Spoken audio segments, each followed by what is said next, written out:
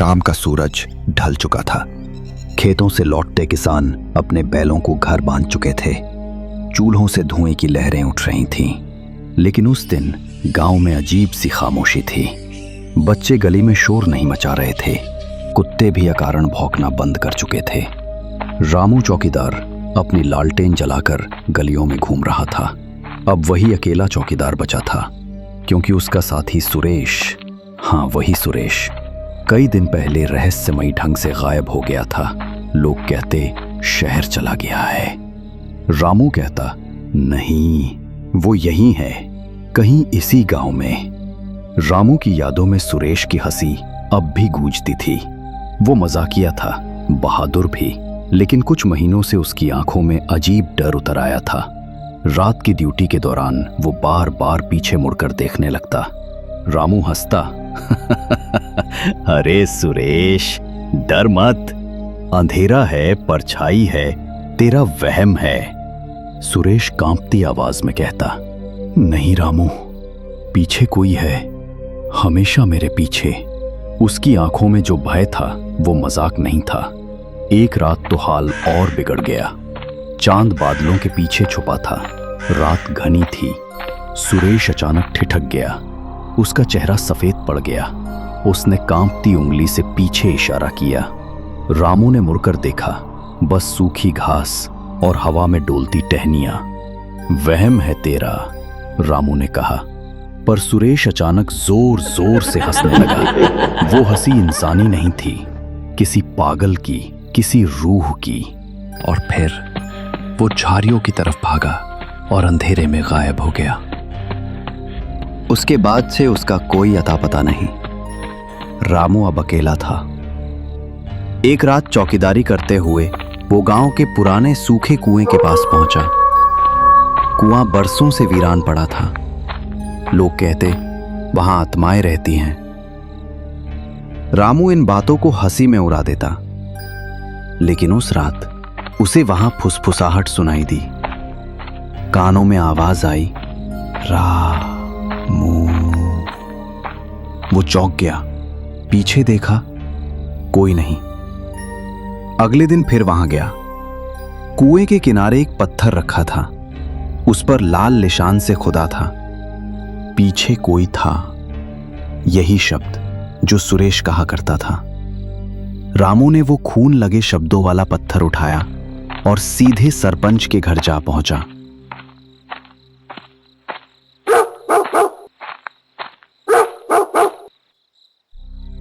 सरपंच जी आंगन में बैठे हुक्का गुड़गुड़ा रहे थे। रामू ने पूरी बात कह सुनाई। सुरेश का गायब होना, कुएं की आवाजें और ये पत्थर। सरपंच जोर से हंसे।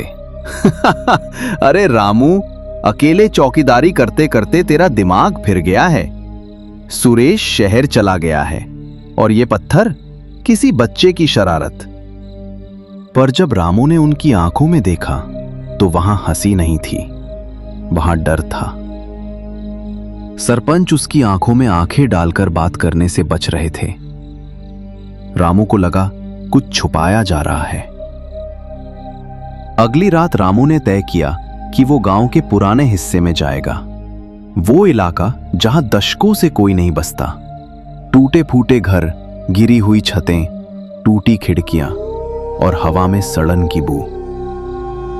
लालटेन थामे रामू धीरे धीरे वहां पहुंचा। उस सन्नाटे में उसकी सांसें भी भारी लग रही थीं। एक मकान के पास उसे कुछ अजीब दिखा। फर्श पर पड़े थे सुरेश के कपड़े। उन पर मिट्टी जमी थी, लेकिन पहचान साफ थी। रामू का कलेजा कांप गया। उसने मकान का हर कोना टटोला। एक भारी लकड़ी का दरवाजा दिखा जिस पर बड़ा सा ताला लटका था। रामू ताला तोड़ने लगा। इतने में अंदर से आवाज आई, रामू मत खोलो, मत आना। वो आवाज सुरेश की थी, लेकिन उसमें इंसानी गर्माहट नहीं थी। वो डरावनी हंसी के साथ गूंज रही थी। रामू ने दरवाजे पर मुक्के मारे। सुरेश, तू अंदर है? क्या हुआ तुझे? पर अंदर से अब बस खामोशी थी, गहरी, दहला देने वाली खामोशी। रामू घबराकर उस मोहल्ले से भागा, पर भागते भागते जाने कैसे वो गांव के शमशान घाट जा पहुंचा। शमशान गांव से दूर था, वीरान और डरावना। वहां उसने देखा उसकी परछाई उसके साथ नहीं चल रही थी, बल्कि उसके चारों ओर घूम रही थी, जैसे उसे घेर रही हो। वो परछाई उसकी आंखों में झांक रही थी। रामू की सांसें रुकने लगी। उसने आंखें बंद कर ली। जब खोली तो जमीन पर लिखा था, पीछे कोई नहीं है। रामू सन्न रह गया। अगर पीछे कोई नहीं है तो ये परछाई कौन थी? और सुरेश के साथ क्या हुआ? शमशान के एक कोने में गड्ढा दिखा। रामू पास गया। अंदर एक मानव खोपड़ी रखी थी। उसके पास एक टूटी हुई लालटेन थी। रामू कांप उठा। ये वही लालटेन थी जो सुरेश अपने साथ रखता था। उसकी समझ में सब कुछ गड्ढा मड्ढा हो गया। सुरेश मर चुका था, पर फिर भी उसकी आवाज, उसकी हंसी, उसका डर सब जिंदा था। रामू को एहसास हुआ अब अगला नंबर उसका है। रामू भागकर अपने घर पहुंचा।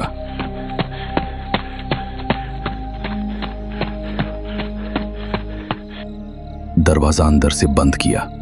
दिल जोरों से धड़क रहा था, लेकिन उसे पता था वो उसके पीछे है। वही परछाई, वही ताकत जिसने सुरेश को निगला। उस रात रामू ने आंख तक न झपकाई, बस दरवाजे को घूरता रहा, ये सोचते हुए कि कब वो खुलेगा और कोई अंधेरी चीज अंदर आएगी। पर वो रात शांत बीती। सुबह हुई, पर डर कम ना हुआ। अगले दिन चौपाल पर रामू ने गांव वालों से बातें की। सब सुरेश के गायब होने को हल्के में लेते रहे, पर बुजुर्ग बूढ़ी दादी ने धीरे से कहा, ये सब पहली बार नहीं हुआ बेटा। पहले भी कई लोग ऐसे ही गायब हुए हैं।